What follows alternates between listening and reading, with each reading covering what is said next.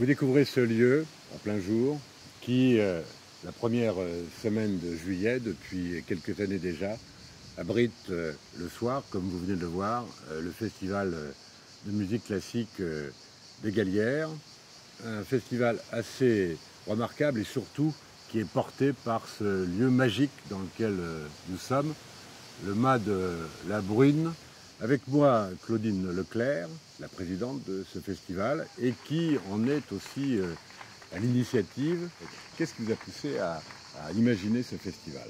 Alors, je suis revenue vivre à Égalières. Je suis née à Égalières, mais j'étais partie, je suis revenue. Et quand je suis arrivée ici, étant très mélomane, mais pas musicienne, j'ai eu envie d'organiser des concerts. Et quand j'ai eu l'assurance de pouvoir organiser des concerts dans ce lieu magique que nous prêtent Alain et Marie de la Roussière, alors là, l'idée de concert s'est très vite transformée en festival, l'idée d'un festival. Et j'ai eu l'occasion de rencontrer un éminent maître luthier qui a sa résidence secondaire dans les Alpes, qui n'est autre qu'Étienne Vatelot.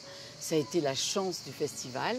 On avait tous les atouts pour faire de très belles rencontres musicales, mais avec l'apport d'un monsieur comme Étienne Vatelot, on a gagné des années parce qu'il nous a fait entrer tout de suite dans le cénacle de ce qu'il y a de mieux dans la musique actuelle. Ça m'a permis de faire venir des cordes. C'est ce que je lui ai demandé la première fois.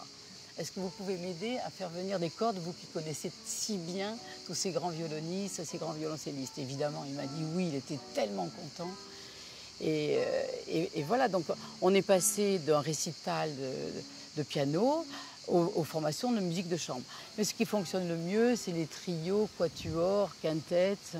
Voilà, pour le moment, on en est là. Qui est venu là déjà ici? Alors, on a eu des grands. On a quand même eu Renaud Capuçon, Nemanja Radulovic, Anne-Sophie Mutter.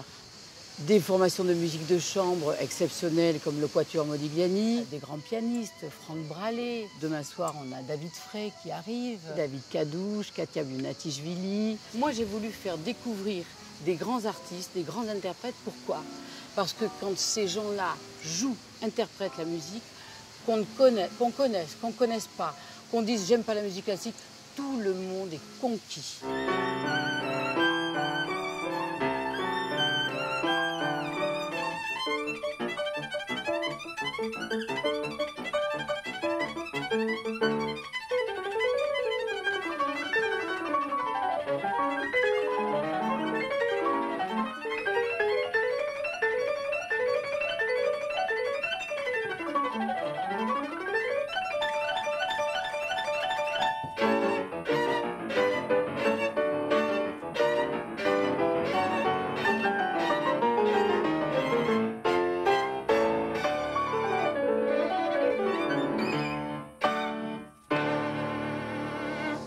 Alors ce mât de la Brune, Claudine Leclerc, c'est pas seulement un décor, c'est pas seulement un lieu d'accueil, c'est quelque chose qui joue dans le festival, dans une espèce d'osmose avec la musique proprement dite.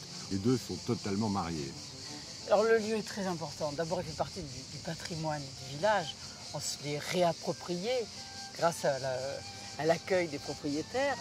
Et le lieu conditionne un peu la musique qu'on va y jouer. Donc on a choisi la musique de chambre parce que le lieu est plus intimiste. On a envie d'être en harmonie avec ce lieu. Et vous pouvez accueillir à peu près 500 festivaliers? Oui, c'est ça. À peu près ça, on ne dépasse pas 500. Parce que les conditions ne seraient pas optimum. Et puis ça garde quand même un côté un peu concert privé. Vous voyez, c'est ce qu'on a envie de faire, quoi.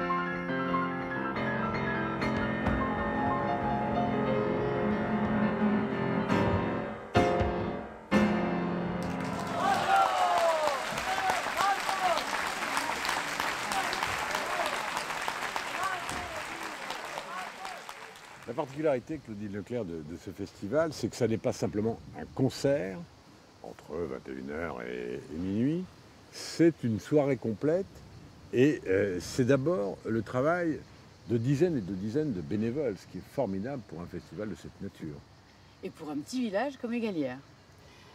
Donc on a une cinquantaine de bénévoles qui sont présents aux 4 soirées, qui se chargent de l'accueil, des mélomanes, d'organiser. Il y a un pique-nique chic d'ailleurs.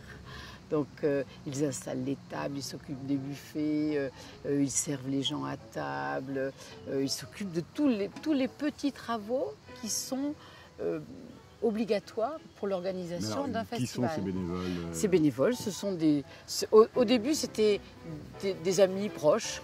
Et puis petit à petit, ils se sont cooptés entre eux. Ils sont maintenant une cinquantaine. Ils sont tous habillés en blanc. Et chaque année, ils ont une écharpe de couleurs différentes qu'on leur offre au début du festival. Alors c'est toujours la surprise. Il y a les paris qui courent sur la couleur que va avoir l'écharpe cette année. Et ça met une ambiance, et ça nous a permis de fédérer autour de ce festival des gens qui ne se connaissaient pas autrement, qui se sont retrouvés autour de la musique. Alors, deuxième originalité de ce festival, c'est également conférence, animation, avant le concert proprement dit. C'est ça l'originalité. Oui, c'est ça. La conférence, c'est quoi? Alors, la conférence, il y a plusieurs types de conférences. Ça peut être une conférence, une causerie, une interview, un débat avec les interprètes. Alors moi, j'essaye d'inviter les plus grands musicologues ou journalistes dans des grandes radios, France Musique, Radio Classique. Et les musiciens se prêtent facilement à ce jeu. Ils ne viennent pas uniquement pour le concert en arrivant 3/4 d'heure avant pour répéter simplement, ou 1 heure avant pour répéter. Ils adorent ça. Au début, je n'osais pas les déranger avant. Et puis tous m'ont dit, mais si, ça nous plaît, il y a ce contact avec le public. Ils parlent, ils sont naturels, ils ne sont pas encore en habit de lumière, ils sont en jean et en tennis. Ils viennent juste de répéter et ils sont ravis de faire partager aux gens qui sont très curieux de ça, qui leur demandent le pourquoi du comment de la chose et leur vie et comment ils ont appris la musique, enfin n'importe quoi. Mais ça rend la musique classique vivante. Parce que ce qui est difficile, vous savez, quand on gagne un concours comme ça, c'est que on joue des concertos, on joue des récitals, on rentre dans une espèce de solitude un petit peu. Et je crois que de nos jours, il ne faut pas encourager cette solitude-là. Et puis je ne crois pas que la musique soit synonyme de solitude. C'est le partage, c'est le besoin de communiquer, le besoin d'être ensemble. Sinon, ça peut être rapidement desséchant.